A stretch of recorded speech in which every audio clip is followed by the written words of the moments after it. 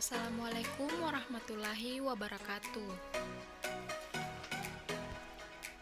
Perkenalkan, nama saya Nur Kalbia Rahma, NIM 2018310233. Pada kesempatan kali ini, saya akan membahas mengenai jenis-jenis sampel, yaitu sampel probabilitas dan sampel non-probabilitas. Sampel probabilitas merupakan teknik pengambilan sampel secara random sehingga unit atau elemen dalam populasi mempunyai peluang yang sama untuk dipilih. Sampel non-probabilitas. Pengambilan sampel hanya dengan pertimbangan tertentu, sehingga semua anggota populasi tidak diberi kesempatan yang sama untuk dijadikan anggota sampel. Sampel probabilitas terbagi atas 3. Yang pertama, sampel acak sederhana. Yang kedua, sampel acak berlapis. Yang ketiga, sampel acak klaster. Sampel acak sederhana adalah suatu teknik pengambilan sampel atau elemen secara acak di mana setiap elemen atau anggota populasi memiliki kesempatan yang sama untuk terpilih menjadi sampel. Contoh, jumlah siswa di sebuah kelas SMA tertentu akan diberikan bantuan. Simple random sampling ini bisa dilakukan melalui undian tabel bilangan random atau dengan acak sistematis. Teknik ini dapat dipergunakan bila mana jumlah unit sampling di dalam suatu populasi tidak terlalu besar. Misal, populasi terdiri dari 100 orang siswa untuk memperoleh sampel sebanyak 30 orang. Dari populasi tersebut, digunakan teknik ini baik dengan cara undian, ordinal, maupun tabel bilangan random. Sampel acak berlapis adalah metode yang digunakan peneliti untuk membagi populasi secara kelompok-kelompok kecil yang tidak tumpang tindih tetapi mewakili seluruh populasi. Saat pengambilan sampel, kelompok-kelompok ini dapat diatur dan kemudian mengambil sampel dari setiap kelompok secara terpisah. Contoh, dalam sebuah perusahaan memiliki 500 karyawan pria dan 300 karyawan wanita. Peneliti ingin memastikan bahwa sampel mencerminkan keseimbangan gender perusahaan. Jadi, peneliti mengurutkan populasi menjadi 2 lapisan. Berdasarkan gender, kemudian peneliti menggunakan pengambilan sampel acak pada setiap kelompok memilih 80 pria dan 20 wanita, yang memberi peneliti sampel 100 orang yang representatif. Sampel acak klaster adalah metode di mana peneliti membagi seluruh populasi menjadi beberapa bagian atau kluster yang mewakili suatu populasi. Kluster diidentifikasi dan dimasukkan dalam sampel berdasarkan parameter demografis seperti usia, jenis kelamin, lokasi, dan lain-lain. Hal ini mempermudah pembuat survei untuk mendapatkan kesimpulan yang efektif dari umpan balik. Contoh, misalnya kita membutuhkan sampel yang representatif secara nasional sebanyak 5.000 mahasiswa.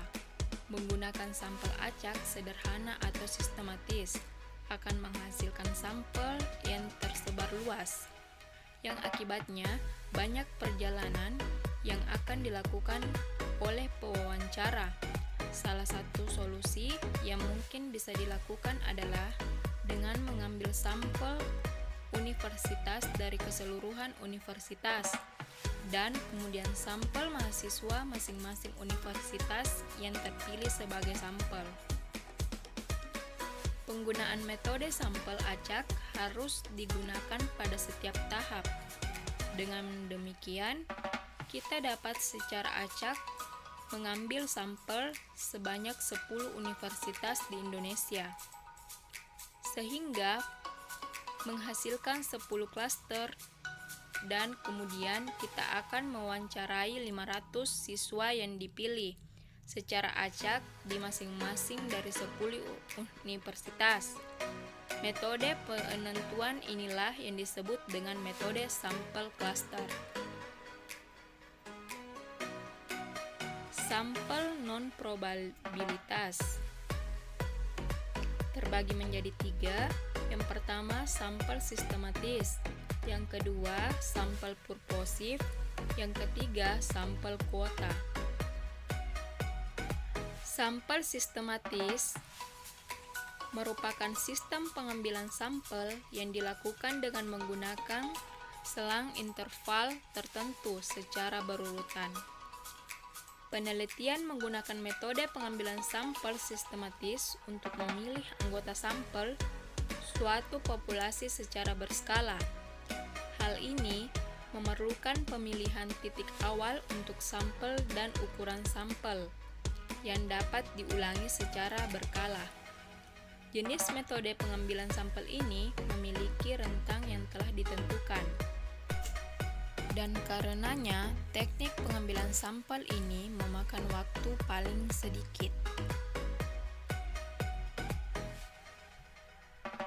Contoh, sebuah penelitian membutuhkan 10 sampel dari 100 orang, maka jumlah kelompok intervalnya 100/10 sama dengan 10. Selanjutnya, responden dibagi ke dalam masing-masing kelompok, lalu diambil secara acak tiap kelompok. Sampel purposif adalah salah satu teknik pengambilan sampel non-random di mana peneliti menentukan pengambilan sampel dengan cara menetapkan ciri-ciri khusus yang sesuai dengan tujuan penelitian, sehingga diharapkan dapat menjawab permasalahan penelitian. Metode ini dibentuk oleh kebijaksanaan peneliti. Peneliti hanya mempertimbangkan tujuan penelitian bersama dengan pemahaman khalayak sasaran. Contoh, misalnya peneliti ingin mengetahui lebih banyak tentang pengalaman siswa penyandang disabilitas di suatu sekolah. Jadi peneliti sengaja memilih sejumlah siswa dengan kebutuhan dukungan yang berbeda untuk pengumpulan berbagi data tentang pengalaman mereka dengan layanan siswa.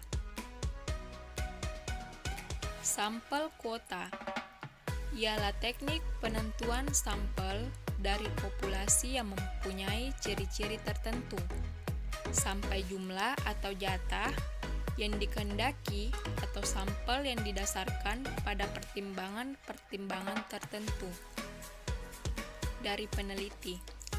Caranya dengan menetapkan jumlah besar sampel yang diperlukan, kemudian menetapkan jumlah atau jatah yang diinginkan. Maka jatah itulah yang akan dijadikan dasar untuk pengambilan unit sampel yang diperlukan. Dalam pengambilan sampel kuota, pemilihan anggota dalam teknik pengambilan sampel ini dilakukan berdasarkan standar yang telah ditentukan sebelumnya. Contoh, suatu survei yang memerlukan sampel 50 perempuan dan 50 laki-laki, sampel kuota akan mensurvei responden sampai jumlah yang tepat dari setiap jenis telah disurvei. Tidak seperti pengambilan sampel bertingkat, sampel tidak selalu diacak. Itulah tadi pemaparan materi dari saya. Semoga bermanfaat untuk kita semua. Sekian dan terima kasih. Wassalamualaikum warahmatullahi wabarakatuh.